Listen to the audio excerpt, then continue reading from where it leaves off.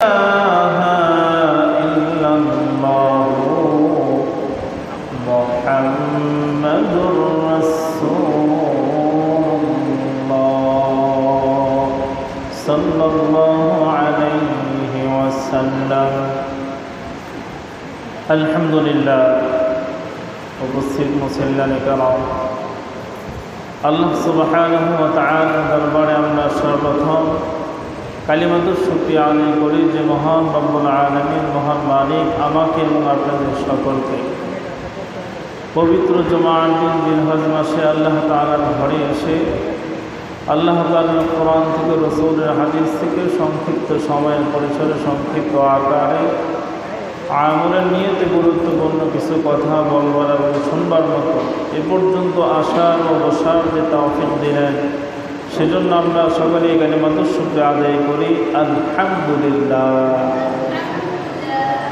লক্ষ কোটি দরুদ ও সালাম প্রেরণ করছি মানবতার মুক্তির দিশারি মানবতার মহান শিক্ষক উম্মতের কান্ডারি সরকার দু আলম নবী মুহাম্মদুর রাসূলুল্লাহ সাল্লাল্লাহু আলাইহি ওয়াসাল্লাম।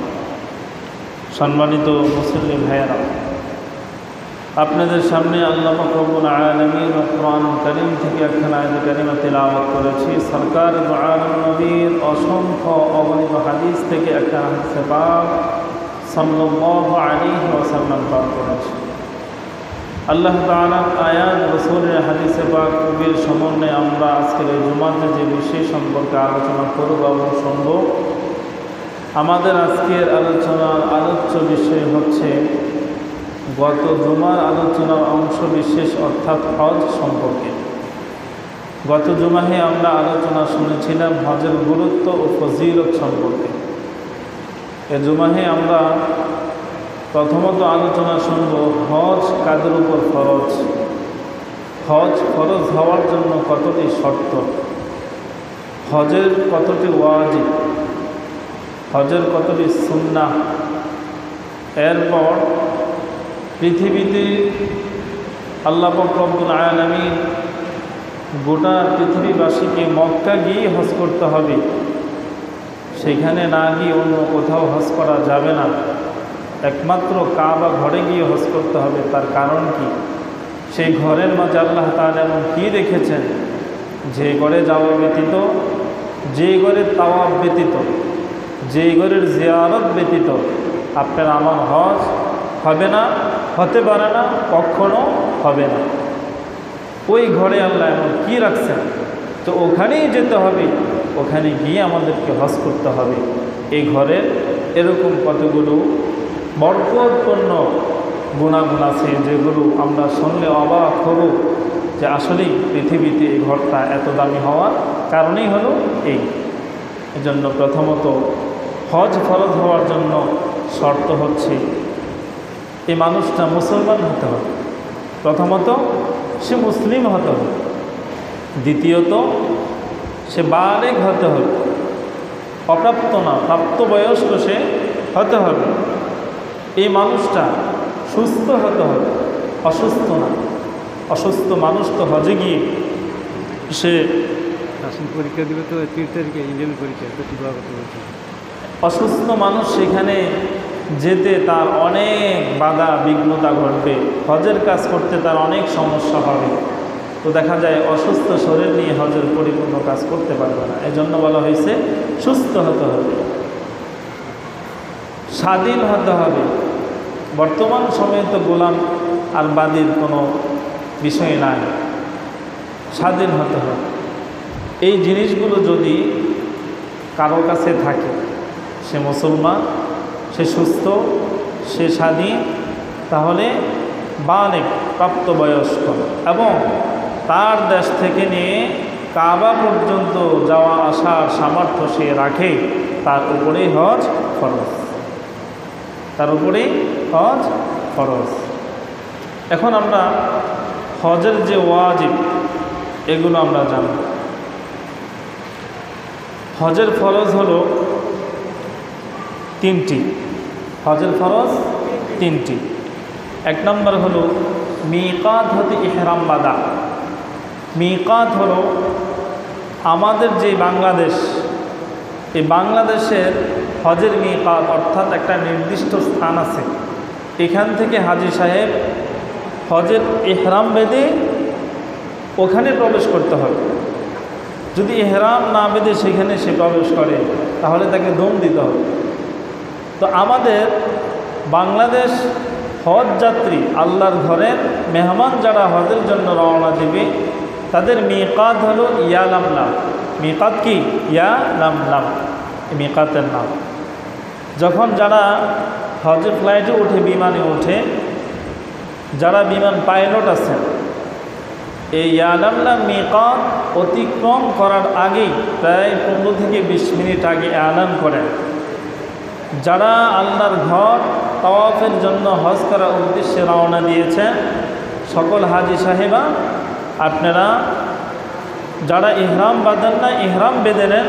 অল্প কিছুক্ষণের মধ্যেই আমরা ইয়ালামলাম মিকাত অতিক্রম করব, এই ঘোষণাটা করে। তাহলে বাংলাদেশ হজ যাত্রী যারা, তাদের মিকাত হলো ইয়ালামলাম। এরপর হলো 9 জিলহজ, অর্থাৎ জিলহজ মাসের 9 তারিখ। জিলহজ মাসের 9 তারিখ ফজরের পর হতে 10 জিলহজের সুবে সাদিক পূর্ব পর্যন্ত ওকুফে আরাফা, অর্থাৎ আরাফার প্রান্তরে অবস্থান করা। কোথায়? আমরা শুনি না আরাফার ময়দান, আরাফার ময়দান। এই আরাফার ময়দানে কি করা? অবস্থান করা। এই আরাফার ময়দানটা এটা কোনো সাধারণ ময়দান না। এই আরাফার এই মাঠ, এই আরাফার এই স্থান, আরাফার এই ময়দানটি হবে হাসরের ময়দান। সুবহানাল্লাহ। কিসের ময়দান? হাসর যে কায়েম হবে, আমাদেরকে সেদিন পুনরুজ্জীবিত করা হবে। আল্লাহ তাআলা আপনার আমার গোটা 60-70 বছর জিন্দিগির হিসাব নেবেন। সেদিন চূড়ান্ত আপনার আমার জীবনে এই যে পৃথিবীতে যা উপার্জন করে গেলাম, সৎ আর অসৎ, নেক আর মন্দ, এগুলোর উপর ভিত্তি করে আমার ভালো জিনিসটা বেশি না মন্দ জিনিসটা বেশি, আমি কি আসলে ভালো নাকি আমি মন্দ, আমি কি ইমানদার নাকি আমি বেঈমান, সেদিন আমার চূড়ান্ত বিচার কার্যক্রম আল্লাহ তাআলা নির্বাচিত করবেন। পাল্লা সেদিন দণ্ডায়মান করবেন সকল আমলগুলো। সেদিন একটা পাল্লা আল্লাহ তাআলা করবেন, সেই পাল্লার নাম হলো মিজান। পাল্লার নাম কি? মিজানের পাল্লা সেদিন আল্লাহ তাআলা দণ্ডায়মান করবেন। তার মাঝে আপনার আমার জীবনের আমলগুলো সেদিন ওজন করা হবে। সেদিন যার এই আমলের ইমানের পাল্লাটা বাড়ি হবে, সে হলো সুকপালওয়ালা, সৌভাগ্যবানওয়ালা, ইমানদার, রসুলের আশেক, আল্লাহ তাআলার খাস বান্দা আর বান্দি হিসাবে আল্লাহর কাছে পরিগণিত হবে। আর তার বদৌলতে তার ফলাফল হবে আল্লাহর সৃজিত জান্নাতের মেহমান তারা হবে। সুবহানাল্লাহ। এই ময়দানটা হলো সেই ময়দান। সেখানে গেলে যারা পরকালকে বিশ্বাস করে, তাকে আবারও পুনরুজ্জীবিত হতে হবে, তাকে তার রবের কাছে হিসাব দিতে হবে, তার আমল নামা ওজন করা হবে, এই ভয়টা যার ভিতরে আছে, সে ময়দানে গেলে কোনো চক্ষু অস্ত্র সিক্ত হয় না এমন কোনো হাজী সাহেব নাই। নাই, রুকুতে যায় চোখের পানি ঝরায়, সেজদায় যায় চোখের পানি ঝরায়, কদম কদম তার দিলে একটাই ভয়, আজকে দুনিয়ার ময়দান, একদিন এটাই হবে আমার চূড়ান্ত ফয়সালার বিচারের ময়দান। সে ভয়ে তারা কান্না করে। এখানে আমি আপনি এখন কথা বলি, এই ময়দানের সামান্য গুণাগুণ শুনলে আপনার আমার চোখে পানি আসে, শরীরে পশম দাঁড়িয়ে যায়, মন শীতল হয়ে যায়। যদি বাস্তব সে জমিনে চলে যেতে পারে, আল্লাহ নিয়ে যান, তখন আপনার আমার এই দিনের হালত কি হবে? যারা গিয়েছে একমাত্র তারাই বুঝে। আর যারা আমরা যেতে পারি নাই, আল্লাহ যাতে সেই ময়দানের জন্য আমাদেরকে কবুল করে বলেন আমিন। সম্মানিত মুসল্লি ভাইয়েরা, 3 নম্বর হলো জিলহজ মাসের 10, 11, 12 জিলহজ তারিখে সূর্য অস্তের পূর্বে কাবা শরীফে তাওয়াফে জিয়ারত করা। তাওয়াফে জিয়ারত করা, এই 3টা হলো হজের কি ফরজ মূল জিনিস। এই 3টা কোনোভাবেই ভুল হলে হজ আপনার পরিপূর্ণ হবে না, হজ হবে না। এই তিনটার মাঝে কোনো ধরনের ভুল করা যাবে না। এরপরে হজের ওয়াজিব হলো 5টি। হজের ওয়াজিব কয়টি? 5টি। জিলহজ মাসের 9 তারিখে সূর্য অস্তের পর থেকে পরবর্তী বাদ ফজর সূর্য উদয়ের পূর্ব সময়ের মধ্যে মুজদালিফায় অবস্থান করা। কোথায়? মুজদালিফায় অবস্থান করা। 2 নম্বর সাফা মারওয়া পাহাড় দুটির মাঝে সাই করা, অর্থাৎ দৌড়াদৌড়ি করা। নাম্বার 3 মিনায় শয়তানকে পাথর মারা। নাম্বার 4 ইহরাম খোলার জন্য মাথা মুন্ডানো বা ছাটানো। অনেক সময় অনেক হাজী সাহেব মাথা কামিয়ে ফেলেন, মাথা চাইসা ফেলেন। আবার অনেকের মাথার সমস্যা থাকার কারণে মিশিং দিয়ে চুল কী করেন, একদম ছোটো করে ফেলেন। মাথায় সমস্যা থাকলে সেটা ছোটো করাও যায়, কোনো সমস্যা নাই। তবে যদি কোনো সমস্যা না থাকে মাথার চুল সম্পূর্ণ ফেলে দেওয়া এটাই কি উত্তম। 5 নম্বর হলো বিদায়ী তাওয়াফ করা।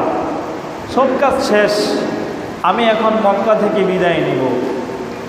আবারও আল্লাহ তাআলা হায়াতে বাঁচিয়ে যদি রাখেন, ভাগ্যে নসিবে রাখেন, খোদার ঘরের মেহমান হিসেবে কবুল করেন, তাহলেই না বা যেতে পারবো।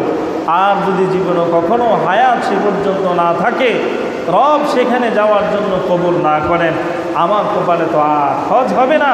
সেজন্য আসার আগে আরেকবার সেই ঘরকে সাক্ষাৎ করা, সেই ঘরের দর্শন লাভ করা, সেই ঘরের বরকত হাসিল করা, ওই ঘরটাকে জীবনে শেষবারের মতো আবারও দেখা।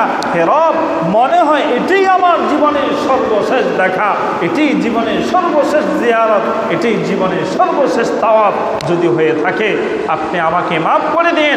আর যদি আমার ভাগ্য নসিবে থাকে এই জিয়ারতের কারণে আবারও আমাকে কবুল করে দিন। বলে না, হাজিদের তামান্না এটাই থাকে।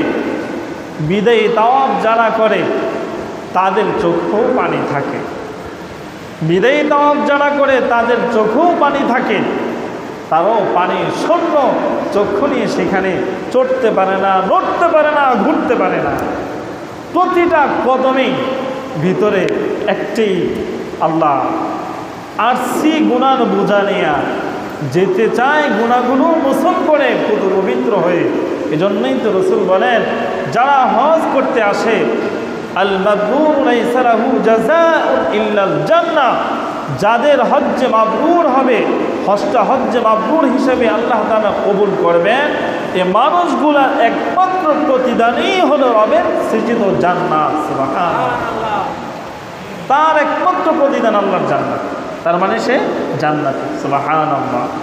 এজন্য একজন হাজী সাহেব যখন হজ করার পরে বাংলার জমিনে মাতৃভূমিতে সে ফিরে আসে, আমরা তখন তাদের বাসা বাড়িতে যাওয়া আমাদের জন্য প্রয়োজন আছে, আবশ্যক মনে করি। কেন? একজন হাজী সাহেব যখন সেখান থেকে আসে 40 দিন পর্যন্ত সে মুস্তাজাবুদ দাওয়াত থাকে, 40 দিন পর্যন্ত তার দোয়া আল্লাহ কবুল করেন। আর সে যখন দোয়া করে সাথে সাথে তার দোয়া আল্লাহর কাছে গ্রহণই হয়। সুবহানাল্লাহ। এজন্য হাজী সাহেবরা যখন দেশে আসে, আত্মীয় স্বজন বা প্রতিবেশী অথবা ঘনিষ্ঠ যারা বন্ধু বান্ধব আছে, অনেকেই মনে করে খেজুর যদি যাই একটু জমজমের পানি আনা যাবে, যদি যাই একটা মিসওয়াক পাওয়া যাবে, একটা জায়নামাজ পাওয়া যাবে, খেজুর পাওয়া যাবে। আরে বন্ধু, আর কত কিছু আনছি, কিছু না কিছু পাওয়া যাবে। আমি ইমাম সাহেব চিন্তা করি, আমার অনেকেই তো গেছে, একটা রুমাল পাবো, কিছু না কিছু তো পাওয়া যাবে। কিন্তু না, খেজুর, মিসওয়াক, জমজমের পানি, জায়নামাজ আর রুমাল, এগুলো আপনার দামি কোনো সম্পদ নয়। এগুলো পড়লেও দিন যাবে, না পড়লেও কি দিন যাবে। খেলেও আপনার আমার ক্ষুধা চলে যাবে, না খেলেও চলে যাবে। তবে যে জিনিস আনলে কাজে লাগবে সে জিনিসের জন্য হাজী সাহেবের কাছে গেলে জীবনটা ধন্য হবে। সেটা কি? যাওয়ার পরে বলবেন, হাজী সাহেব আপনার এই চোখ দিয়ে যা দেখছেন আমার এই চোখ তা দেখে নাই, আপনার এই হাত দিয়ে আপনি যা ধরেছেন তা আমার হাত স্পর্শ করে নাই, আপনার এই পাও দিয়ে যে জমিন আপনি কদম কদম হেঁটেছেন সেই কদম আমার এই পাও স্পর্শ করতে পারে নাই, যেই জবান দিয়ে যে জিনিসের মাঝে আপনার এই জবান লেগেছে সেই জিনিসের সাথে আমার এই জবান লাগতে পারে নাই। অতএব আমি মনে করি আমার চাইতে আপনি দামি, অতএব আপনার কাছে আজকের এই দিনে একটা দোয়া আমি চাই, আপনি যেমন আল্লাহর ঘরে গিয়েছেন ঠিক আমাকেও যেন আল্লাহ সেই ঘরের হজ যাত্রী হিসাবে কবুল করে। এই দোয়াটা একটু করেন। আপনি দোয়া করেন হাজী সাহেব, আমি যাতে যে নবীর কথা শুনে দিনের আলোতে বলেন, গভীর রজনীতে বলেন, জনসমুদ্রের মাঝে বলেন, জনসমুদ্র শূন্যতাহীন নীরব নির্জনের মানুষের সামনে বলেন, যে রসুলের গুণকীর্তন শোনার পরে মানুষের চোখের পানি ঝরে, সেই রসুলের রওজায় গিয়ে সালাম দিতে আমার এই মন কাঁদে, আমার এই প্রাণ কাঁদে, আমার এই মন চায়, আমি আকুল আর বেকুল যাতে আমি সেখানে যেতে পারি। ও হাজী সাহেব এ দোয়াটা করেন, এ দোয়া করেন। এই খেজুর আর এই পানি আর এই রুমাল দিয়ে কী হবে? সেখানে যেতে পারলে আপনি এগুলো এমনি আনতে পারবেন, আর এগুলো দেশের মার্কেটে বহুত পাওয়া যায়, সেখান থেকে আনার কোনো প্রয়োজন নেই। যে জিনিসের দরকার সেই জিনিস চান, কাজে লাগবে। তাহলে হাজী সাহেব হজ থেকে আসার পরে কতদিন পর্যন্ত দোয়া কবুল হয়? 40 দিন। এই কারণে আপনারা হয়তো অনেকে তো মুরব্বী, আমার বয়স মাত্র 32 চলে, অনেকের নাতিপুতির বয়স আমার হয় নাই। আগে আমি ছোটোকালে দেখছি আমাদের বাড়িতে কয়েকজন হজ করছে, হজ কইরা আইসে বাড়িতে ঢুকে নাই, সরাসরি মসজিদে চলে গেছে। 40 দিন মসজিদে এতেকাফ করছে। কয়দিন? 40 দিন। এই যে আল্লাহর ঘর সে তাওয়াফ করে আসার পরে 40 দিন আল্লাহর ঘরে সে এতেকাফ করছে, এরপরে বাসায় গেছে। তাকে বাজারে, রাস্তাঘাটে, দোকানপাটে বিভিন্ন গুনাহের যে জায়গাগুলো আছে এই সমস্ত জায়গাতে তাদেরকে আর দেখা যায় নাই। কেন? তার দিলে এই জিনিস বদ্ধমূল হয়ে গেছে। গুনাহ নিয়ে সেখানে গেছি, গুনাহ ঝেড়ে পুদু পবিত্র হয়ে এসেছি, আর গুনাহের বোঝা মাথা নিতে রাজি নাই। এখন আমি গুনাহ থেকে মুক্ত, বাকি যা জীবন আছে গুনাহ মুক্তি আমার জীবনটাকে চালাতে হবে। আর এই অবস্থায় যাতে পরিশেষে আমার শান্তির কাঙ্ক্ষিত আসল ঘর, যা আমার কোনো সঙ্গী হবে না, কোনো সাথী হবে না, যে ঘরের নাম কবর, সেখানেই আমাকে এইভাবেই যেতে হবে। এটা ছিল তাদের দিলে। ছোটোকালে দেখছি হাজী সাহেব খেজুরের গাছটি আর মিসওয়াক জায়নামাজ দিয়ে দৌড়াদৌড়ি করেন নাই, আসার পরে ডাইরেক্ট মসজিদে চলে গেছে। 40 দিন এতেকাফ করছে। 40 দিন। চিন্তা করছেন তাদের হজ, তাদের ঈমান, তাদের আমল, তাদের মন, তাদের প্রার্থনা রবের কাছে কতটা দামি ছিল, কতটা দামি ছিল, আর কতটা হিম্মত, আর কতটা খোদার প্রেম আর রসুলের ভালোবাসা এই দিলে থাকতে পারে, এই মানুষটার এই পরিবর্তন হতে পারে। সুবহানাল্লাহ, সুবহানাল্লাহ। আল্লাহ তাআলা আমাদের মাঝ থেকে পুরানো যত ঐতিহ্য চলে যাচ্ছে, আমাদের উপর ততটাই মুসিবত বেড়ে যাচ্ছে। আমাদের অতীত যতটাই আমাদের মাঝ থেকে মিটে যায়, আমাদের অদূর ভবিষ্যতে ততটাই বিপদের পাও আমাদের সামনে বাড়াচ্ছে। আমরা যতটাই ডিজিটাল হচ্ছি ততটাই আমরা গজবের দিকে অগ্রসর হচ্ছি। একটু চিন্তা করে দেখেন না, তো চিন্তা করে দেখেন। যায় দিন মানুষ বলে ভালো যায়, আর সেদিন কি খুব মন্দ, খুব মন্দ, খুব চিন্তা করে। হজের মোস্তাহাব বিষয় হলো 10টি। হজের মোস্তাহাব বিষয় কয়টি? 10টি। 1 নম্বর হলো তাওয়াফে কুদুম করা, অর্থাৎ হজে ইফরাদ বা হজ্জে কিরানের জন্য প্রথম তাওয়াফের সময় রমল করা। প্রথম 3 তাওয়াফ, 7 চক্করে হয় কি? 1 তাওয়াফ। আপনি যখন এই চক্কর দিবেন, প্রথম 3 চক্করে রমল করা। কি করা? রমল করা। পুরা জায়গা না, একটা জায়গা আছে দেখবেন, যদি আল্লাহ নেয়, বাম পাশ দিক দিয়ে এতটুক পর্যন্ত বেরিয়ে দেওয়া আছে, এটার ভিতরে মানুষ নামাজ পড়ে। এখানে নামাজ পড়লে আল্লাহ তাআলা কবুল করেন, এবং দোয়া করলেও দোয়া কি কবুল করেন। এই জায়গাটা পর্যন্ত যখন হাজী সাহেবরা আল্লাহর ঘর তাওয়াফ করে ঘুরে, এই জায়গাটার মধ্যে শুধু দোয়া করে। কি করে? দোয়া করে। দোয়া করার স্থানটা যখন শেষ হয় ওই স্থান থেকে নিয়ে তখন বীরের মতো একটু লাফায়া লাফায়া হাঁটা, বীরের মতো কি একটু লাফায়া লাফায়া হাঁটা, এটা কি বলা হয় রমল। এটা কি বলা হয় রমল। 7 চক্করে এক তাওয়াফ, আপনি প্রথম 3 চক্করে এইভাবে এই জায়গাটা আসলে এভাবে বীরের মতো একটু কি লাফালাফে হাসবেন। তার কারণ কি জানেন, রাসূলুল্লাহ সাল্লাল্লাহু আলাইহি ওয়াসাল্লাম যে জন্মভূমিতে আত্মীয় স্বজন, আপন মানুষ এবং পর মানুষ ইহুদি মুশরিক কাফেরদের যন্ত্রণার কারণে সেই মক্কাকে পরিত্যাগ করে মদিনায় হিজরত করে চলে গেছেন, সেখান থেকে যখন রাসূল মক্কাকে বিজয় করে বীরের বেশে এই মক্কা ভূমিতে প্রবেশ করেছিলেন, যখনই তিনি রাসূলুল্লাহ সাল্লাল্লাহু আলাইহি ওয়াসাল্লাম সকলকে ঘোষণা করছেন আজকের এই দিন প্রতিশোধের কোনো দিন নয়, আজকের এই দিন শুকরিয়ার দিন। কিসের দিন? তখন এই মুসলিম যারা সেখানে সাহাবে কেরাম একত্রিত ছিলেন সকলে তখন বীর বাহাদুরের মতো এইভাবে ভ্রমণ করেছিলেন, হাঁটতেছিলেন। এই জন্য এই জায়গাটায় এই সময় এভাবে হাঁটা চলা করা, এইভাবে একটু লাফিয়ে লাফিয়ে হাঁটা, এটা কি মুস্তাহাব, এটা কি মুস্তাহাব। তারপর হলো তাওয়াফে কুদুম রমল না করলে, না করে থাকলে তাওয়াফে জিয়ারতে রমল করা। অনেক সময় দেখা গেছে আপনি যখন তাওয়াফ করছেন তখন আপনি রমল করতে ভুলে গেছেন, হয়তো বা আপনার জানা নাই, কিন্তু পরবর্তীতে যখন হাজী সাহেবরা জিজ্ঞেস করছে তুমি কি রমল করছো, না আমি তো করি নাই, তখন আপনি যখন বিদায়ী তাওয়াফ করবেন, বিদায়ী তাওয়াফে প্রথম 3 চক্কর আপনি রমল করে নিলে আপনার এটা পরিপূর্ণ হয়ে যাবে, তাতে আর কোনো সমস্যা হবে না। সম্মানিত মুসল্লি ভাইয়েরা, 3 নম্বর হলো 8ই জিলহজ মক্কা হতে মিনায় গিয়ে জোহর, আসর, মাগরিব, এশা ও ফজর এই 5 ওয়াক্ত নামাজ পড়া এবং রাতে মিনায় অবস্থান করা।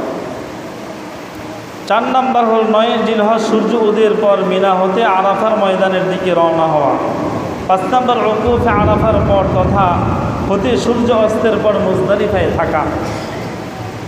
6 নম্বর হলো 9ই জিলহজ দিবাগত রাত্রে মুজদালিফায় থাকা। 7 উকুফে আরাফার জন্য সেদিন জোহরের পূর্বে গোসল করা। 8, 10, 11, 12 জিলহজ দিবাগত রাত্রগুলোতে মিনায় থাকা। 9 নম্বর মিনা হতে বিদায় হয়ে মক্কা ফেরার পথে মুহাসাব নামক স্থানে কিছু সময় অবস্থান করা। 10 নম্বর হলো ইমামের, যিনি ইমাম হবেন, এই হজের মধ্যে কিন্তু একজন ইমাম সাহেব থাকেন, দেখেন না খুতবা পড়ে, এই ইমামের জন্য 3 জায়গায় খুতবা দেওয়া, ইমামের জন্য 3 জায়গায় খুতবা দেওয়া। 7ই জিলহজ, 7ই জিলহজ প্রথম খুতবা দিবে, 7ই জিলহজ প্রথম খুতবা দিবে। 9ই জিলহজ আরাফার ময়দানে, 11ই জিলহজ মিনায়, এই 3 দিন 3টা কি দিবে খুতবা দিবে। তাহলে হজের আমরা ফরজ, ওয়াজিব, সুন্নত,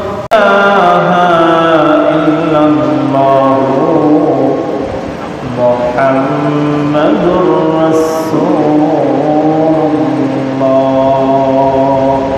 সাল্লাল্লাহু আলাইহি ওয়াসাল্লাম। আলহামদুলিল্লাহ। উপস্থিত মুসল্লিয়ানে কেরাম, আল্লাহ সুবহানাহু ওয়া তাআলার দরবারে আমরা সর্বপ্রথম কালিমাতুশ শুকরিয়া আদায় করি যে মহান রব্বুল আলামিন, মহান মালিক আমাকে এবং আপনাদের সকলকে পবিত্র জুমার দিন জিলহজ মাসে আল্লাহ তাআলার ঘরে এসে আল্লাহ তাআলার কোরআন থেকে, রাসূলের হাদিস থেকে সংক্ষিপ্ত সময়ের পরিসরে সংক্ষিপ্ত আকারে আমলের নিয়তে গুরুত্বপূর্ণ কিছু কথা বলবার এবং শুনবার মতো এ পর্যন্ত আসার ও বসার যে তৌফিক দিলেন, সেজন্য আমরা সকলে কালিমাতুশ শুকরিয়া আদায় করি আলহামদুলিল্লাহ। লক্ষ কোটি দরুদ ও সালাম প্রেরণ করছি মানবতার মুক্তির দিশারি, মানবতার মহান শিক্ষক, উম্মতের কান্ডারি, সরকার দু আলম নবী মুহাম্মদুর রাসূলুল্লাহ সাল্লাল্লাহু আলাইহি ওয়াসাল্লাম। সম্মানিত মুসল্লি ভাইয়েরা, আপনাদের সামনে আল্লাহ রব্বুল আলামিন কোরআন কারীম থেকে একখানা আয়াত কারিমা তিলাওয়াত করেছি। সরকার দু আলম নবীর অসংখ্য অগণিত হাদিস থেকে একটা হাদিসে পাক সাল্লাল্লাহু আলাইহি ওয়াসাল্লাম পাক করেছেন। আল্লাহ তাআলার আয়াত, রাসূলের হাদিসে পাক কবির সমন্বয়ে আমরা আজকের এই জুমাতে যে বিষয় সম্পর্কে আলোচনা করব এবং শুনব, আমাদের আজকের আলোচনার আলোচ্য বিষয় হচ্ছে গত জুমার আলোচনার অংশ বিশেষ অর্থাৎ হজ সম্পর্কে। গত জুমাহে আমরা আলোচনা শুনেছিলাম হজের গুরুত্ব ও ফজিলত সম্পর্কে। এ জুমাহে আমরা প্রথমত আলোচনা শুনব হজ কাদের উপর ফরজ, হজ ফরজ হওয়ার জন্য কতটি শর্ত, হজের কতটি ওয়াজিব, হজের কতটি সুন্নাহ। এরপর পৃথিবীতে আল্লাহ পাক রব্বুল আলামিন গোটা পৃথিবীবাসীকে মক্কা গিয়ে হজ করতে হবে, সেখানে না গিয়ে অন্য কোথাও হজ করা যাবে না, একমাত্র কাবা ঘরে গিয়ে হজ করতে হবে। তার কারণ কি? সেই ঘরের মাঝে আল্লাহ তাআলা এমন কী রেখেছেন, যে ঘরে যাওয়া ব্যতীত, যে ঘরের তাওয়াফ ব্যতীত, যে ঘরের জিয়ারত ব্যতীত আপনার আমার হজ হবে না, হতে পারে না, কখনো হবে না। ওই ঘরে আল্লাহ এমন কী রাখছেন, তো ওখানেই যেতে হবে, ওখানে গিয়ে আমাদেরকে হজ করতে হবে। এই ঘরের এরকম কতগুলো বরকতপূর্ণ গুণাগুণ আছে, যেগুলো আমরা শুনলে অবাক হব যে আসলেই পৃথিবীতে এই ঘরটা এত দামি হওয়ার কারণেই হলো এই। এজন্য প্রথমত হজ ফরজ হওয়ার জন্য শর্ত হচ্ছে এই মানুষটা মুসলমান হতে হবে। প্রথমত সে মুসলিম হতে হবে, দ্বিতীয়ত সে বালেগ হতে হবে, অপ্রাপ্ত না, প্রাপ্তবয়স্ক সে হতে হবে। এই মানুষটা সুস্থ হতে হবে, অসুস্থ না। অসুস্থ মানুষ তো হজে গিয়ে সে পরীক্ষা দিবে, তো 30 তারিখে ইঞ্জিনিয়ারিং পরীক্ষা, তো কি করতে বলছে। অসুস্থ মানুষ সেখানে যেতে তার অনেক বাধা বিঘ্নতা ঘটবে, হজের কাজ করতে তার অনেক সমস্যা হবে। তো দেখা যায় অসুস্থ শরীর নিয়ে হজের পরিপূর্ণ কাজ করতে পারবে না। এজন্য বলা হয়েছে সুস্থ হতে হবে, স্বাধীন হতে হবে। বর্তমান সময়ে তো গোলাম আর বাদীর কোনো বিষয় নাই, স্বাধীন হতে হবে। এই জিনিসগুলো যদি কারো কাছে থাকে, সে মুসলমান, সে সুস্থ, সে স্বাধীন, তাহলে বালেগ প্রাপ্তবয়স্ক এবং তার দেশ থেকে নিয়ে কাবা পর্যন্ত যাওয়া আসার সামর্থ্য সে রাখে, তার উপরেই হজ ফরজ, তার উপরেই হজ ফরজ। এখন আমরা হজের যে ওয়াজিব এগুলো আমরা জানব। হজের ফরজ হলো 3টি, হজের ফরজ 3টি। 1 নম্বর হলো মিকাত হতে ইহরাম বাঁধা। মিকাত হলো আমাদের যে বাংলাদেশ, এই বাংলাদেশের হজের মিকাত অর্থাৎ একটা নির্দিষ্ট স্থান আছে, এখান থেকে হাজী সাহেব হজের ইহরাম বেঁধে ওখানে প্রবেশ করতে হবে। যদি ইহরাম না বেঁধে সেখানে সে প্রবেশ করে তাহলে তাকে দম দিতে হবে। তো আমাদের বাংলাদেশ হজ যাত্রী, আল্লাহর ঘরের মেহমান যারা হজের জন্য রওনা দিবে, তাদের মিকাত হলো ইয়ালামলাম। মিকাত কি? ইয়ালামলাম, মিকাতের নাম। যখন যারা হজের ফ্লাইটে উঠে, বিমানে উঠে, যারা বিমান পাইলট আছেন, এই ইয়ালামলাম মিকাত অতিক্রম করার আগেই প্রায় 15 থেকে 20 মিনিট আগে এলান করেন, যারা আল্লাহর ঘর তাওয়াফের জন্য হজ করার উদ্দেশ্যে রওনা দিয়েছেন, সকল হাজী সাহেবা আপনারা যারা ইহরাম বাঁধেন না, ইহরাম বেঁধে নেন, অল্প কিছুক্ষণের মধ্যেই আমরা ইয়ালামলাম মিকাত অতিক্রম করব, এই ঘোষণাটা করে। তাহলে বাংলাদেশ হজ যাত্রী যারা, তাদের মিকাত হলো ইয়ালামলাম।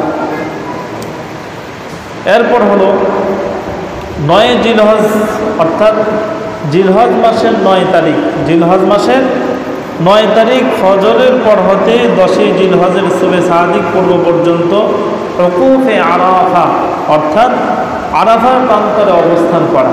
কোথায়? আমরা শুনি না আরাফার ময়দান, আরাফার ময়দান। এই আরাফার ময়দানে কি করা? অবস্থান করা। এই আরাফার ময়দানটা এটা কোনো সাধারণ ময়দান না। এই আরাফার এই মাঠ, এই আরাফার এই স্থান, আরাফার এই ময়দানটাই হবে হাসরের ময়দান। সুবহানাল্লাহ। কিসের ময়দান? হাসর যে কায়েম হবে, আমাদেরকে সেদিন পুনরুজ্জীবিত করা হবে। আল্লাহ তাআলা আপনার আমার গোটা 60-70 বছর জিন্দেগির হিসাব নেবেন। সেদিন চূড়ান্ত আপনার আমার জীবনে এই যে পৃথিবীতে যা উপার্জন করে গেলাম, সৎ আর অসৎ, নেক আর মন্দ, এগুলোর উপর ভিত্তি করে আমার ভালো জিনিসটা বেশি না মন্দ জিনিসটা বেশি, আমি কি আসলে ভালো নাকি আমি মন্দ, আমি কি ইমানদার নাকি আমি বেঈমান, সেদিন আমার চূড়ান্ত বিচার কার্যক্রম আল্লাহ তাআলা নির্বাচিত করবেন। পাল্লা সেদিন দণ্ডায়মান করবেন সকল আমলগুলো। সেদিন একটা পাল্লা আল্লাহ তাআলা করবেন, সেই পাল্লার নাম হলো মিজান। পাল্লার নাম কি? মিজানের পাল্লা সেদিন আল্লাহ তাআলা দণ্ডায়মান করবেন। তার মাঝে আপনার আমার জীবনের আমলগুলো সেদিন ওজন করা হবে। সেদিন যার এই আমলের ইমানের পাল্লাটা বাড়ি হবে, সে হলো সুকৃপালওয়ালা, সৌভাগ্যবানওয়ালা, ইমানদার, রসুলের আশিক, আল্লাহ তাআলার খাস বান্দা আর বান্দি হিসাবে আল্লাহর কাছে পরিগণিত হবে। আর তার বদৌলতে তার ফলাফল হবে আল্লাহর সৃজিত জান্নাতের মেহমান তারা হবে। সুবহানাল্লাহ। এই ময়দানটা হলো সেই ময়দান। সেখানে গেলে যারা পরকালকে বিশ্বাস করে, তাকে আবারও পুনরুজ্জীবিত হতে হবে, তাকে তার রবের কাছে হিসাব দিতে হবে, তার আমল নামা ওজন করা হবে। এই ভয়টা যার ভিতরে আছে, সে ময়দানে গেলে কোনো চক্ষু অস্ত্র সিক্ত হয় না এমন কোনো হাজী সাহেব নাই। নাই, রুকুতে যায় চোখের পানি ঝরায়, সেজদায় যায় চোখের পানি ঝরায়, কদম কদম তার দিলে একটাই ভয়, আজকে দুনিয়ার ময়দান, একদিন এটাই হবে আমার চূড়ান্ত ফয়সালার বিচারের ময়দান। সে ভয় তারা কান্না করে। এখানে আমি আপনি এখন কথা বলি, এই ময়দানের সামান্য গুণাগুণ শুনলে আপনার আমার চোখে পানি আসে, শরীরে পশম দাঁড়িয়ে যায়, মন শীতল হয়ে যায়। যদি বাস্তব সে জমিনে চলে যেতে পারে, আল্লাহ নিয়ে যান, তখন আপনার আমার এই দিনের হালত কি হবে? যারা গিয়েছে একমাত্র তারাই বুঝে। আর যারা আমরা যেতে পারি নাই, আল্লাহ যাতে সেই ময়দানের জন্য আমাদেরকে কবুল করেন, বলেন আমিন। সম্মানিত মুসল্লি ভাইয়েরা, 3 নম্বর হলো জিলহজ মাসের 10, 11, 12 জিলহজ তারিখে সূর্য অস্তের পূর্বে কাবা শরীফে তাওয়াফে জিয়ারত করা। তাওয়াফে জিয়ারত করা, এই 3টা হলো হজের কি ফরজ মূল জিনিস। এই 3টা কোনোভাবেই ভুল হলে হজ আপনার পরিপূর্ণ হবে না, হজ হবে না। এই 3টার মাঝে কোনো ধরনের ভুল করা যাবে না। এরপরে হজের ওয়াজিব হলো 5টি। হজের ওয়াজিব কয়টি? 5টি। জিলহজ মাসের 9 তারিখে সূর্য অস্তের পর থেকে পরবর্তী বাদ ফজর সূর্য উদয়ের পূর্ব সময়ের মধ্যে মুজদালিফায় অবস্থান করা। কোথায়? মুজদালিফায় অবস্থান করা। 2 নম্বর সাফা মারওয়া পাহাড় দুটির মাঝে সাই করা, অর্থাৎ দৌড়াদৌড়ি করা। নাম্বার 3 মিনায় শয়তানকে পাথর মারা। নাম্বার 4 ইহরাম খোলার জন্য মাথা মুন্ডানো বা ছাটানো। অনেক সময় অনেক হাজী সাহেব মাথা কামিয়ে ফেলেন, মাথা চাইসা ফেলেন। আবার অনেকের মাথার সমস্যা থাকার কারণে মেশিন দিয়ে চুল কী করেন, একদম ছোটো করে ফেলেন। মাথায় সমস্যা থাকলে সেটা ছোটো করাও যায়, কোনো সমস্যা নাই। তবে যদি কোনো সমস্যা না থাকে, মাথার চুল সম্পূর্ণ ফেলে দেওয়া এটাই কি উত্তম। 5 নম্বর হলো বিদায়ী তাওয়াফ করা। সব কাজ শেষ, আমি এখন মক্কা থেকে বিদায় নিব। আবারও আল্লাহ তাআলা হায়াতে বাঁচিয়ে যদি রাখেন, ভাগ্যে নসিবে রাখেন, খোদার ঘরের মেহমান হিসেবে কবুল করেন, তাহলেই না বা যেতে পারবো। আর যদি জীবনে কখনো হায়াত সে পর্যন্ত না থাকে, রব সেখানে যাওয়ার জন্য কবুল না করেন, আমার কপালে তো আর হজ হবে না। সেজন্য আসার আগে আরেকবার সেই ঘরকে সাক্ষাৎ করা, সেই ঘরের ধর্ষণ লাভ করা, সেই ঘরের বরকত হাসিল করা, ওই ঘরটাকে জীবনে শেষবারের মতো আবারও দেখা। হে রব, মনে হয় এটাই আমার জীবনের সর্বশেষ দেখা, এটাই জীবনের সর্বশেষ জিয়ারত, এটাই জীবনের সর্বশেষ তাওয়াফ যদি হয়ে থাকে আপনি আমাকে মাফ করে দিন। আর যদি আমার ভাগ্য নসিবে থাকে এই জিয়ারতের কারণে আবারও আমাকে কবুল করে নিন, বলেন আমিন। হাজিদের তামান্না এটাই থাকে। বিদায়ী তাওয়াফ যারা করে তাদের চোখেও পানি থাকে, বিদায়ী তাওয়াফ যারা করে তাদের চোখেও পানি থাকে, তারাও পানি শূন্য চক্ষু নিয়ে সেখানে চড়তে পারে না, নড়তে পারে না, ঘুরতে পারে না। প্রতিটা কদমেই ভিতরে একটি আল্লাহ আরসি গুনার বোঝা নিয়ে যেতে চায়, গুনাহগুলো মোচন করে পুরো পবিত্র হয়ে। এজন্যই তো রাসূল বলেন, যারা হজ করতে আসে আল মাবরুর লাইসা লাহু জাযাউন ইল্লাল জান্নাহ, যাদের হজ্জে মাবরুর হবে, হজটা হজ্জে মাবরুর হিসেবে আল্লাহ তাআলা কবুল করবেন, এই মানুষগুলার একমাত্র প্রতিদানই হলো রবের সৃজিত জান্নাত। সুবহানাল্লাহ, তার একমাত্র প্রতিদান আল্লাহর জান্নাত, তার মানে সে জান্নাতি। সুবহানাল্লাহ। এজন্য একজন হাজী সাহেব যখন হজ করার পরে বাংলার জমিনে মাতৃভূমিতে সে ফিরে আসে, আমরা তখন তাদের বাসা বাড়িতে যাওয়া আমাদের জন্য প্রয়োজন আছে, আবশ্যক মনে করি। কেন? একজন হাজী সাহেব যখন সেখান থেকে আসে 40 দিন পর্যন্ত সে মুস্তাজাবুদ দাওয়াত থাকে, 40 দিন পর্যন্ত তার দোয়া আল্লাহ কবুল করেন। আর সে যখন দোয়া করে সাথে সাথে তার দোয়া আল্লাহর কাছে গ্রহণই হয়। সুবহানাল্লাহ। এজন্য হাজী সাহেবরা যখন দেশে আসে, আত্মীয় স্বজন বা প্রতিবেশী অথবা ঘনিষ্ঠ যারা বন্ধু বান্ধব আছে, অনেকেই মনে করে খেজুর, যদি যাই একটু জমজমের পানি আনা যাবে, যদি যাই একটা মিসওয়াক পাওয়া যাবে, একটা জায়নামাজ পাওয়া যাবে, খেজুর পাওয়া যাবে। আরে বন্ধু, আর কত কিছু আনছি, কিছু না কিছু পাওয়া যাবে। আমি ইমাম সাহেব চিন্তা করি, আবার অনেকেই তো গেছে একটা রুমাল পাবো, কিছু না কিছু তো পাওয়া যাবে।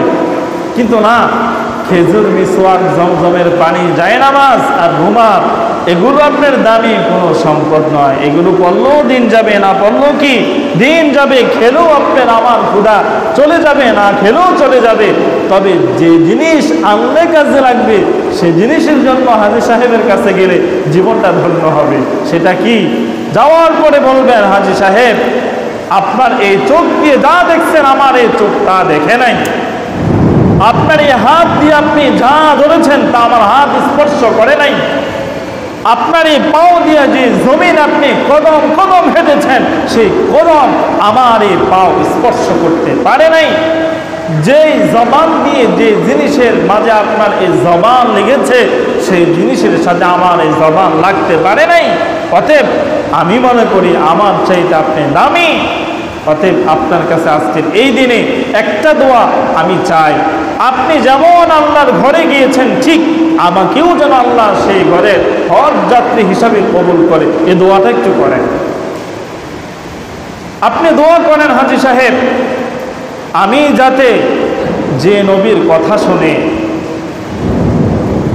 দিনের আলোতে বলেন, গভীর রজনীতে বলেন, জনসমুদ্রের মাঝে বলেন, জনসমুদ্র শূন্যতাহীন নীরব নির্জনের মানুষের সামনে বলেন, যে রসুলের গুণকীর্তন শোনার পরে মানুষের চোখের পানি ঝরে, সেই রসুলের রওজায় গিয়ে সালাম দিতে আমার এই মন কাঁদে, আমার এই প্রাণ কাঁদে, আমার এই মন চায়, আমি আকুল আর বেকুল যাতে আমি সেখানে যেতে পারি। ও হাজী সাহেব, এ দোয়াটা করেন, এ দোয়া করেন। এই খেজুর আর এই পানি আর এই রুমাল দিয়ে কী হবে? সেখানে যেতে পারলে আপনি এগুলো এমনি আনতে পারবেন। আর এগুলো দেশের মার্কেটে বহুত পাওয়া যায়, সেখান থেকে আনার কোনো প্রয়োজন নেই। যে জিনিসের দরকার সেই জিনিস চান, কাজে লাগবে। তাহলে হাজী সাহেব হজ থেকে আসার পরে কতদিন পর্যন্ত দোয়া কবুল হয়? 40 দিন।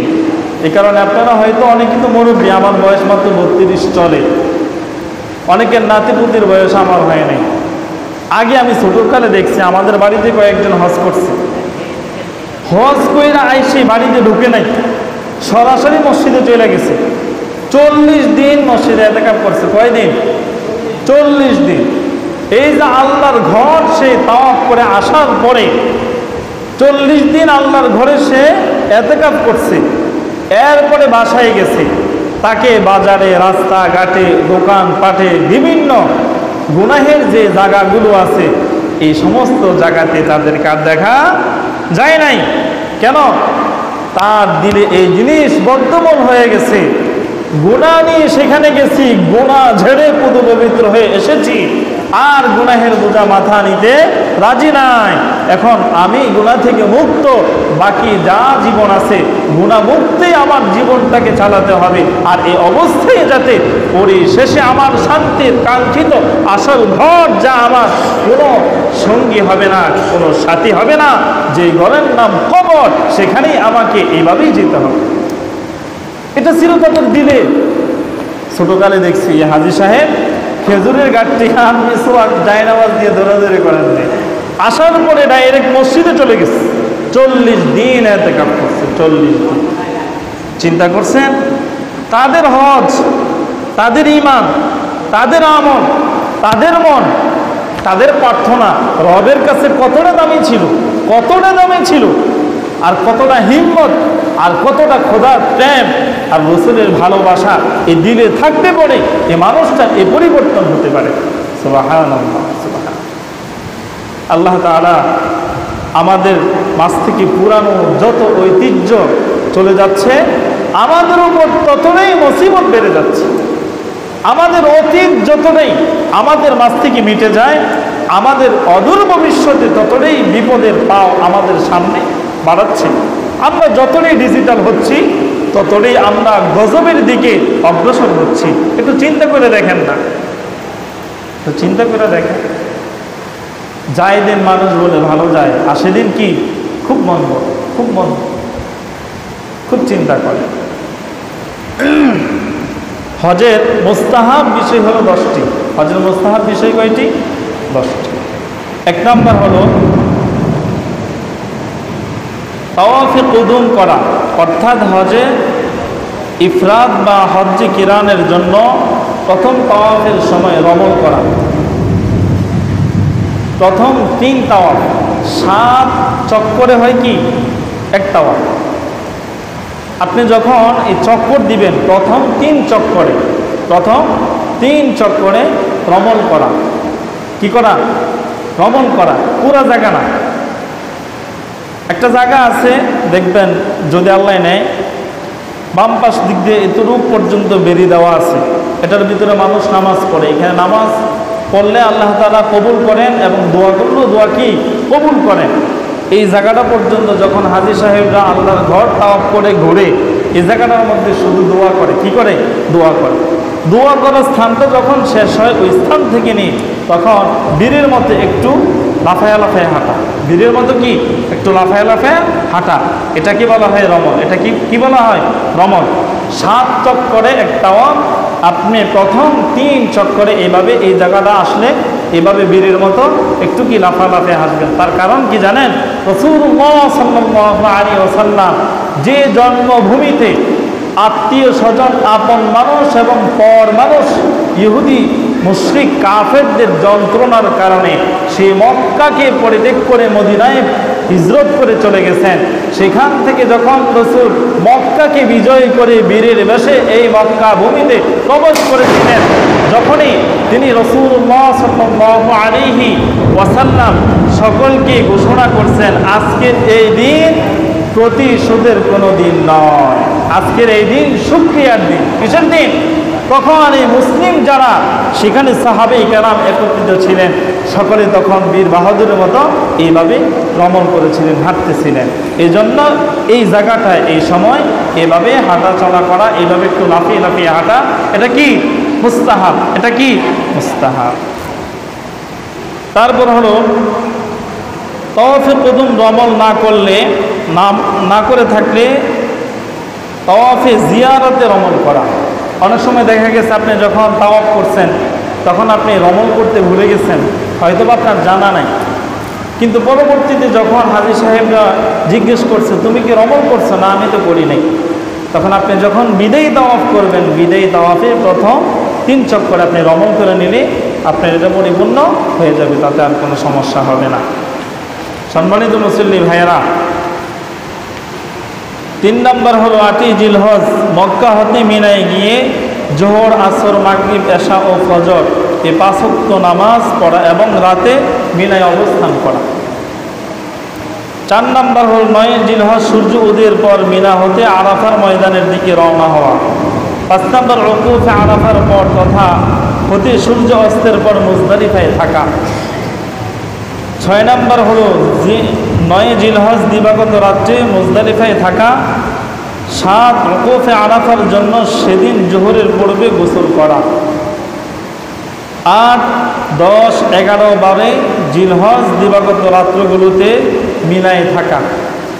9 নম্বর মিনা হতে বিদায় হয়ে মক্কা ফেরার পথে মুহাসাব নামক স্থানে কিছু সময় অবস্থান করা। 10 নম্বর হলো ইমামের যিনি ইমাম হবেন, এই হজের মধ্যে কিন্তু একজন ইমাম সাহেব থাকেন, দেখেন না খুতবা পড়ে, এই ইমামের জন্য 3 জায়গায় খুতবা দেওয়া, ইমামের জন্য 3 জায়গায় খুতবা দেওয়া। 7ই জিলহজ, 7ই জিলহজ প্রথম খুতবা দিবে, 7ই জিলহজ প্রথম খুতবা দিবে। 9 জিলহজ আরাফার ময়দানে, 11 জিলহজ মিনায়, এই 3 দিন 3টা কি দিবে? খুতবা দিবে। তাহলে হজের আমরা ফরজ, ওয়াজিব, সুন্নত